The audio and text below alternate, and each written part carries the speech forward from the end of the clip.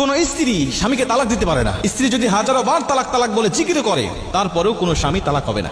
অথচ আজকে দেখতে পারি অধিকাংশ স্ত্রীরা স্বামীকে তালাক দিয়ে অন্য পুরুষকে গ্রহণ করে নিচ্ছে। অধিকাংশ স্ত্রীরা আজকে স্বামীকে তালাক দিচ্ছে। যতটা পুরুষ স্ত্রীকে তালাক দেয় তার থেকে অনেক অনেক গুণ বেশি স্ত্রীরা স্বামীকে তালাক দেয়। আর এর জন্য মেন দায়ী যেটা, সেটা হলো আমাদের দেশের কিছু অশিক্ষিত কাজী, যাদের ন্যূনতম শরীয়তের কোনো মাসআলা মাসাইলের কোনো জ্ঞান নাই। এরা ঘুষ দিয়ে চাকরি নিয়েছে, হালালকে হারাম বানায়, হারামকে হালাল বানায়। তারা শুধুমাত্র কিছু টাকা দিয়ে দিবেন হাতে ধরায়া, দেখবেন যে সবকিছু হালাল করে দিয়েছে। শরীয়তের নিয়ম অনুযায়ী তালাক হয়ে গেছে। তালাক হয়ে যাওয়ার পরে আবারও ওই সমস্ত কাজীরা একত্রিত করে তাদেরকে জোড়া লাগিয়ে দিচ্ছে, আবারও সংসারে বৈধতা দিয়ে দিচ্ছে। এভাবে আজকে হাজারো সন্তান অবৈধভাবে জন্ম হচ্ছে আমাদের সমাজে। একটা স্ত্রী যদি স্বামীকে তালাক দেয়, তালাক হবে না। আর এভাবে যখন কোন স্ত্রী স্বামীকে তালাক দিয়ে অন্য পুরুষকে গ্রহণ করে নেয়, কারণ আজকে স্ত্রীরা তালাক দেয় শুধুমাত্র যেটা মেন কারণ, সেটা হলো অন্য পুরুষকে ভালো লাগার কারণে। আবার কিছু স্ত্রী আছে মায়ের কথায়, বোনের কথায়, ভাবিদের কথায় প্রলোভনে পড়ে তাদের ধোকায় বোকা হয়ে অধিকাংশ স্ত্রীরা স্বামীকে তালাক দিয়ে চলে যাচ্ছে। মা বাবার বাড়ির কথা শুনে অধিকাংশ স্ত্রীরা তালাক দিচ্ছে আজকে।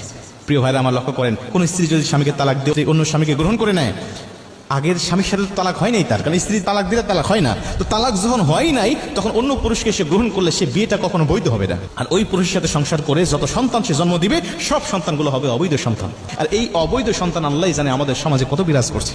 এভাবে দেখবেন যে আবার কিছু বিয়ে আছে, দেখবেন যে স্বামী স্ত্রীর তালাক হয়ে গেছে, শরীয়ত সম্মতভাবে তালাক হয়ে গেছে।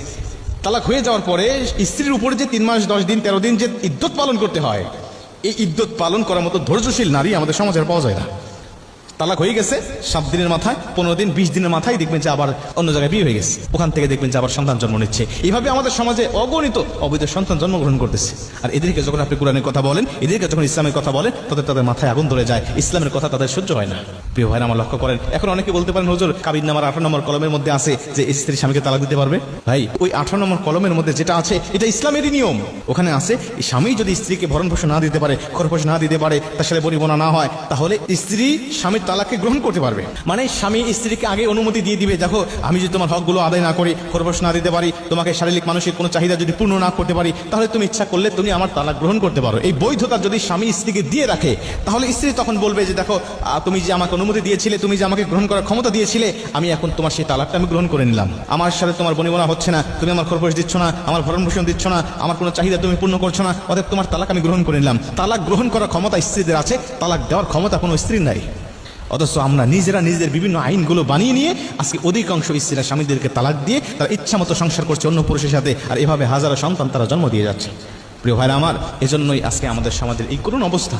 ইসলামের নিয়ম অনুযায়ী যদি আপনি চলেন, আপনার জীবন সুখময় শান্তিময় হবে। ইসলামের গণ্ডি থেকে বেরিয়ে যাবেন, আপনার জীবনটা অন্ধকারে পতিত হবে। এই জীবনে কোনো সুখ